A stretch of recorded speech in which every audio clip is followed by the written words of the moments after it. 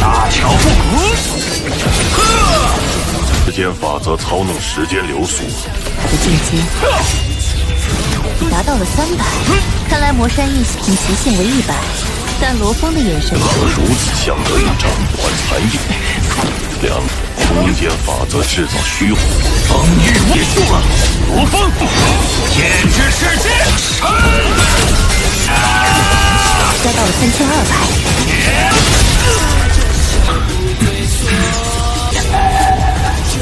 如果是虫族派遣内奸没落虫族不 Halo kalian semua, selamat datang di channel Donghua Master. Bagaimana kabar kalian semua? Mimin harap kalian semua baik-baik saja. Dan pada video kali ini kita akan melanjutkan alur cerita dari serial Donghua Swellstar episode ke-156.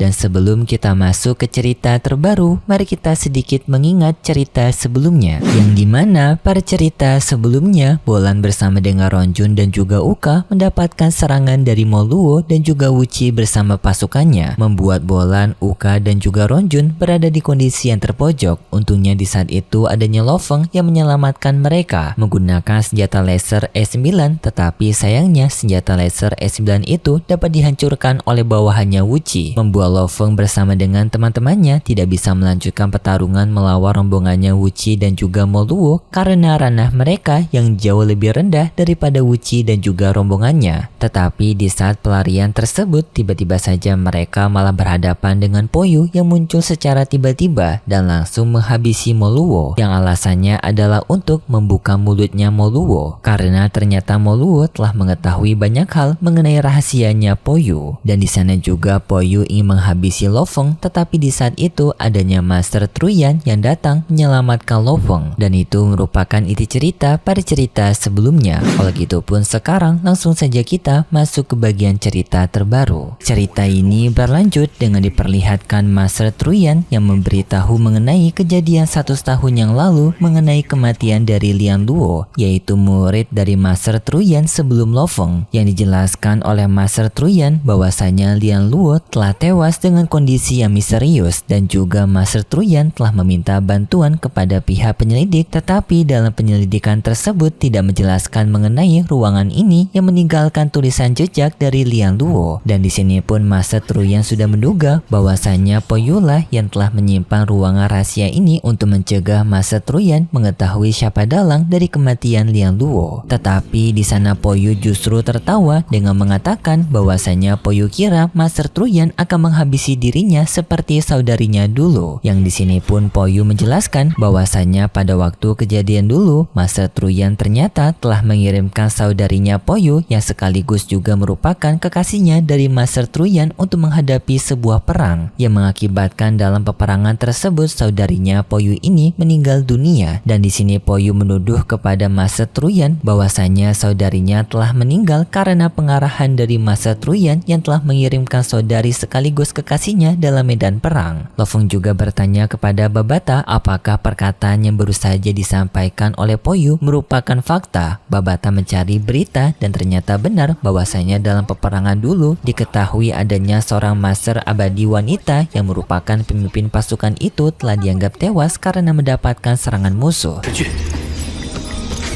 11年前，巴巴塔，这是破鱼侯信口。为人族的获胜争取了宝贵时间，爆发过一次战争，据说。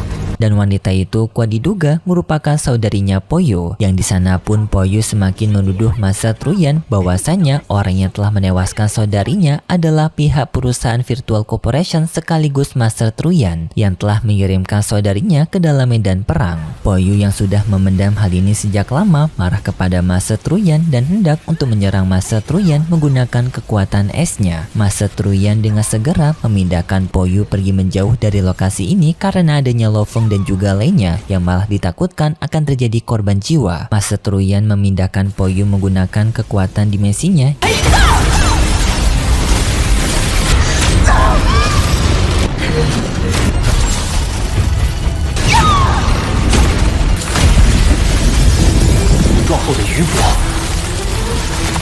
老师的空间领域与破鱼侯的尸体，未免太不牵强。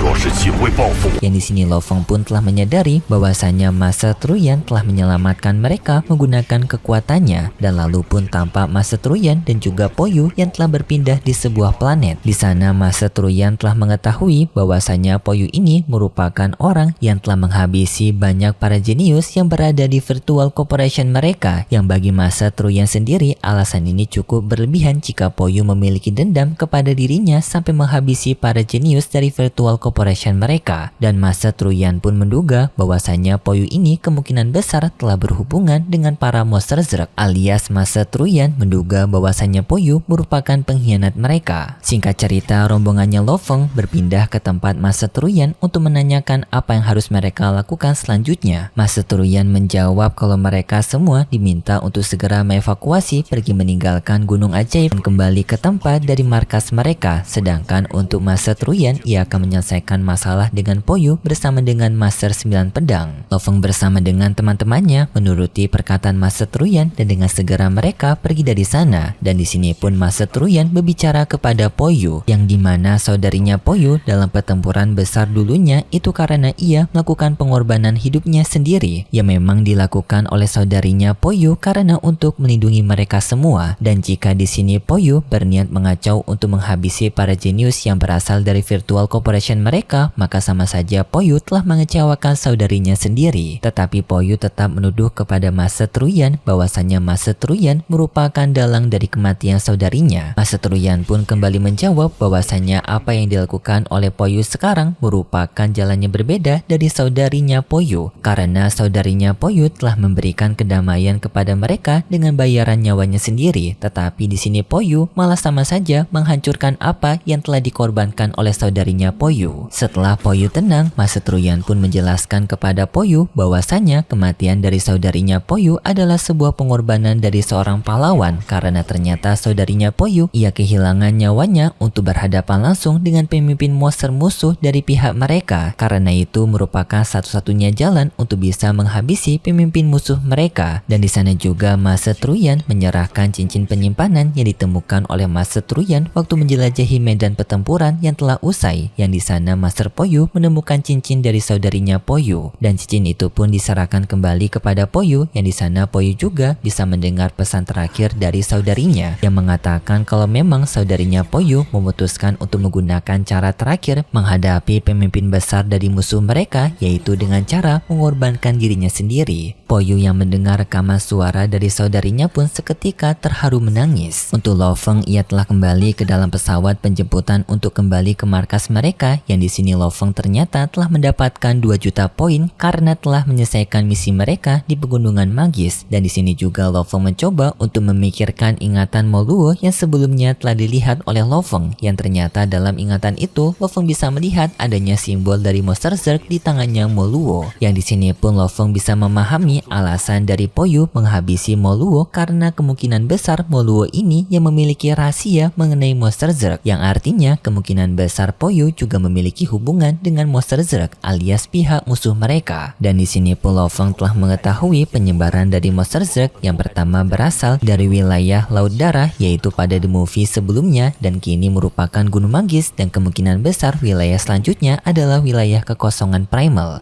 一切便说得通了，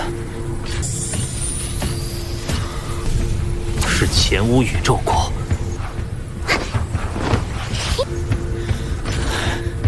公司也无法即刻做出行动。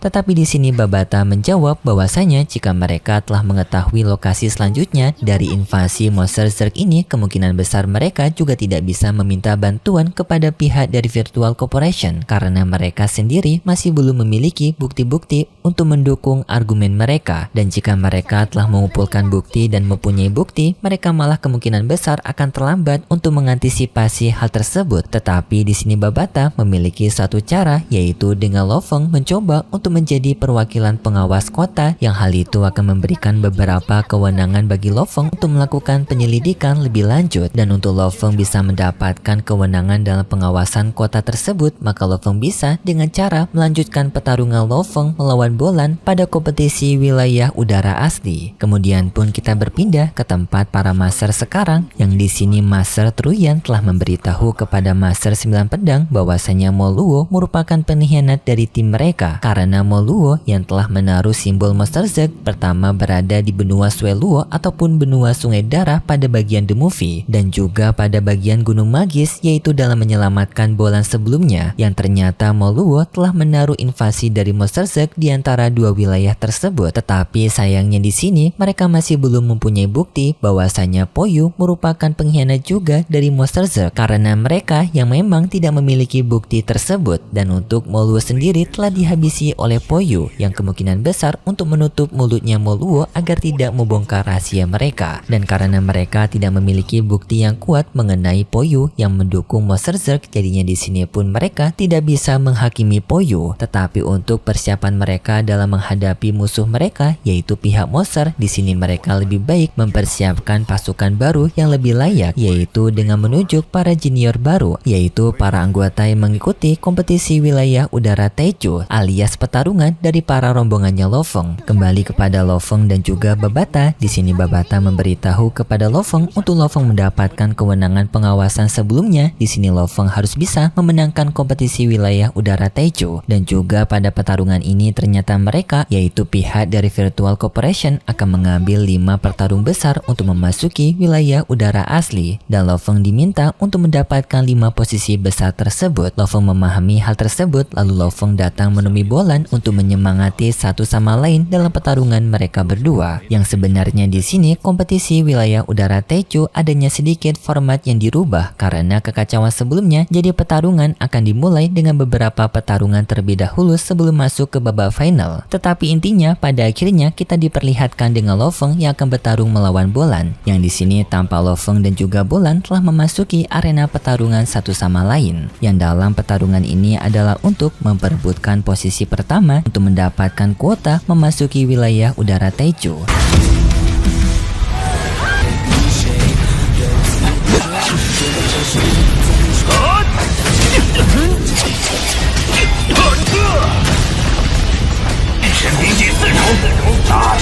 Dan lalu pun pertarungan antara Lo Feng dan juga Bolan dimulai, yang di sini Lo Feng menggunakan teknik dari harta Yansen-nya, yaitu pedang kosmik untuk menyerang ke arah Bolan, dan pertarungan sengit pun terjadi di antara mereka. Dalam pertarungan tersebut, para master mengetahui kalau kekuatan di antara Bolan dan juga Lo Feng telah meningkat, yang di sini Lo Yun telah merasakan bahwasanya kekuatan mentalnya Lo Feng sekarang telah naik ke 300 poin, yang karena waktu itu Lo Feng memang mendapatkan warisan dari tempat penyimpanan harta karun ras manusia super. Sedangkan untuk Bolan, kekuatan ruang dan waktunya juga dirasakan telah meningkat berkat pengalaman yang berada di Gunung Magis juga, yang hal ini pun membuat pertarungan di antara mereka berdua menjadi semakin sengit. 达到了300，看来魔山一体极限为100，但罗峰的眼神如此相隔一掌断残影，两空间法则制造虚幻，风雨无数了，罗峰，限制世界。 Lo Feng dan juga Bolan saling menyerang satu sama lain, yang pada akhirnya Bolan berniat untuk menghabisi Lo Feng dengan teknik andalannya, tetapi Lo Feng tidak membiarkan hal tersebut, yaitu Lo Feng menggunakan teknik tingkatan ke-6 dari harta Yansen-nya, yaitu Lo Feng mengeluarkan domain pedang harta Yansen, yang di sini pun Master Long Yun menjadi sangat kaget karena kekuatan mentalnya Lo Feng seketika telah naik ke tahapan poin 3200, dan dengan kekuatan tersebut Lo Feng ternyata berhasil mengalahkan Bolan, membuat Lo Feng pun menjadi pemenang dalam pertarungan di antara mereka berdua. 加到了3200。